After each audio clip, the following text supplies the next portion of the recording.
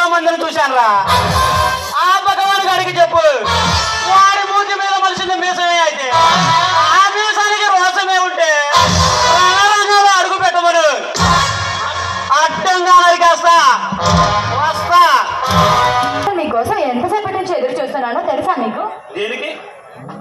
అబ్బా ఏంటండి అలా అంటారు?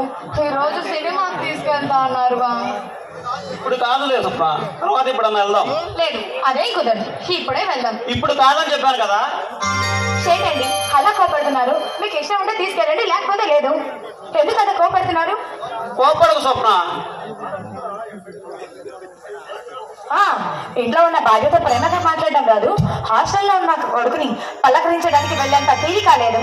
ఏం మనిషో ఏంటో మీరు. నా మనసు ఆవేదనతో కుంగిపోతుంది స్వప్న, నన్ను విసిగించకు. మన రామయ్య కుటుంబంతో పాటు 10 మంది అమాయకులు వాళ్ళ రాక్షసత్వానికి బలైపోయారు. ఎంత ఘోరం జరిగిపోయిందండి. ఇందాక రామయ్య వచ్చి ఒక్క ముద్ద అన్నం అడిగితే నేను పెట్టలేకపోయాను. ఏంటి, రామయ్య ఇక్కడికి వచ్చాడా? అన్నం అడిగితే పెట్టను పోమన్నావా? నువ్వు మనిషివా పశువా? అది కాదండి, నేనేదో ధ్యాసలో ఉంటే వచ్చి ముష్టి వాళ్ళ ఒకటే